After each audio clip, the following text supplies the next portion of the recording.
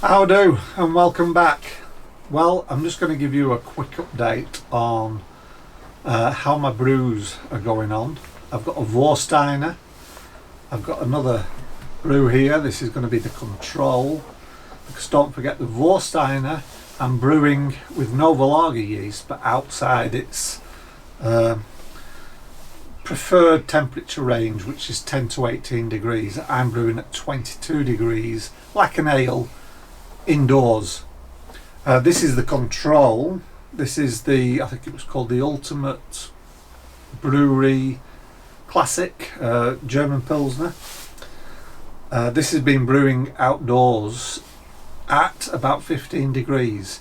I didn't need to use a brew belt like I thought I would do. Doesn't matter if it's day or night, it just seems to have been consistent at around about 15 degrees. So this is going to be the control, because this is within the tolerable temperature range for Nova Lager yeast. So this will be bottled probably on Thursday. Yes, Thursday, because then it's 2 weeks old. Oh no, Tuesday, sorry. Tuesday, it's 2 weeks old on Tuesday. So I'll bottle this on Tuesday. So I'm bottling on Monday and I'm bottling on Tuesday. I'm going to be bloody busy. I've actually been washing bottles today and all sorts. I've also got another beer on, but I'll tell you a bit more about that later.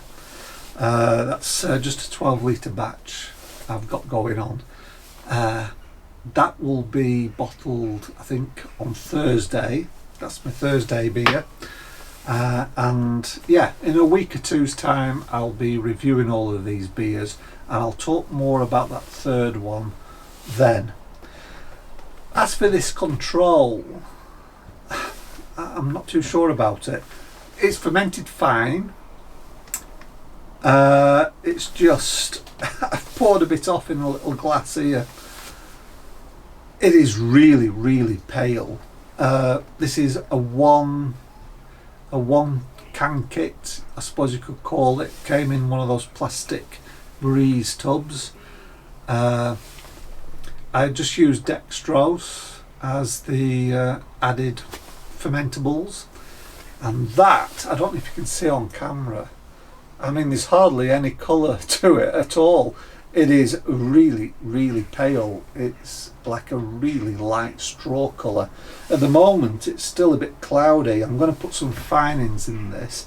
I put finings in the Vorsteiner as well, because one thing I have noticed about Nova Lager, when you have higher temperatures, I mean it really produces a big colony, and all you get is like mud. When you pour into the hydrometer, it's just like mud. It's just so full packed with yeast. So I've put a fining in that about 3 or 4 days ago, and I'm going to do the same with this. It's cloudy, which is going to make it a little bit more darker, but already it is really light and pale, hardly any colour at all.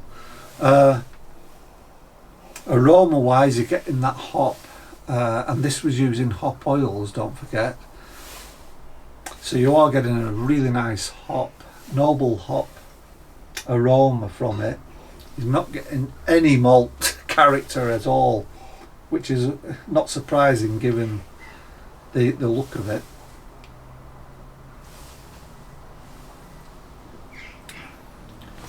Very light bodied, dry, nice and dry. This is finished at 10:08. It started about 10:44. Nice and dry, nice bitterness at the back end, and this again came from hop oil. This was the isomerized hop extract that you've got in a sachet, and there is a nice noble hop, German style hop flavour to it as well. But we'll have to see when it's finished. It's not a review. When it's in the bottle and it's carbonated and a little bit of conditioning has taken place, it can often change the flavour and the character of the beer. So this is just a pre-bottling taste test.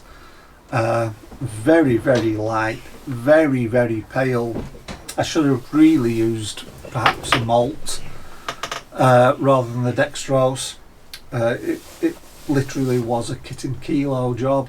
I should have used perhaps a malt just to give it a bit more body, a bit more colour, a bit more flavour, because it is lacking on the malt flavour. But we will see when it's finished. We will see. I'm actually drinking today a Zubr. This is a Polish beer. I've been to the Polish shop this morning. We're going to Poland in 1 month exactly. Well, not exactly, 1 month. Yesterday, so the 1st of August, I'm off to Poland. We're going to Krakow for a week. So I thought I'd try some Polish beers. Not that I need to get my taste buds in order, because I drink a lot of Polish beers, but I just thought, well, why not? I'm at the Polish shop, and it is a really tasty beer. If you've got a Polish shop in your town, just go and visit them, because they've got imported, and that's the important thing, they're imported. They're not brewed under license or anything like this. They've got these imported beers, and you just don't see them in the mainstream supermarket shops that we have in the UK, and they're gorgeous. They're really nice.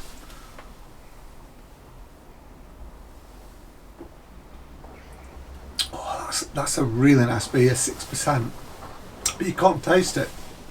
It's clean, it's crisp, malty. It is an adjunct. They use glucose syrup. But it doesn't taste like an adjunct beer, you know. It's clean, it's malty, you've got a nice soft bitterness at the back end, some hop character to it. They really do make some nice lagers. So if you've got a Polish shop near you, go and visit it and just try and sample some of these beers they've got. And not just the pale lager, but my Polish shop has like Dunkels. Oops, sorry, gassy. It's got some Polish Dunkels. It's got some stouts. The Baltic, is it Baltic? Balkan? No, Balkan I think is down. I forget which one it is, but yeah, Polish stouts. They've got a lot of different beers, and they're all excellent. Better than better than the UK lager, let's just put it that way. We've always been crap at brewing lager in the UK.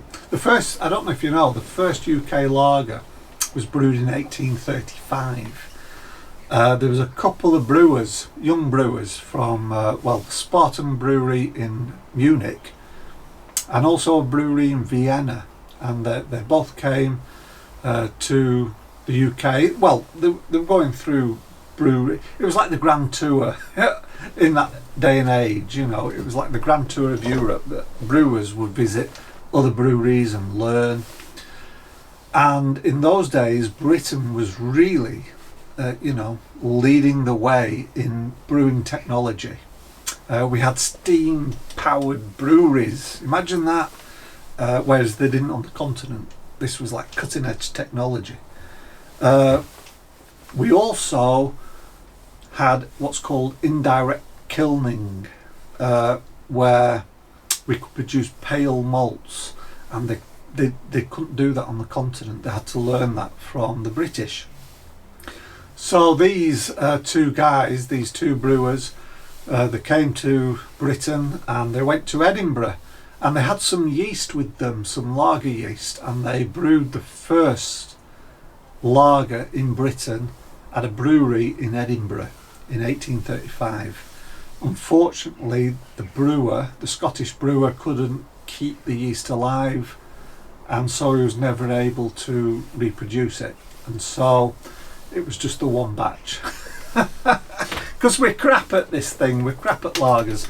It wasn't until, you know, refrigeration technology took over about 40 years later, you know, and all the breweries started to install fridges and things like this, that we could then start to produce our own lager beers.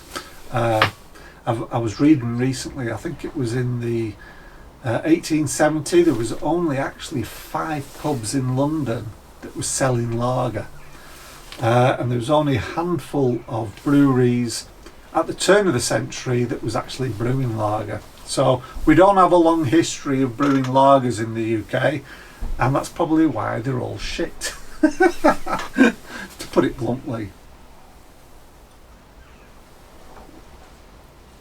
But the Poles have nailed it. They really have. That's a bloody nice lager. I mean, even in the UK, you know, this brewed under license. You try the English version, and then you try, you know, the version from its homeland.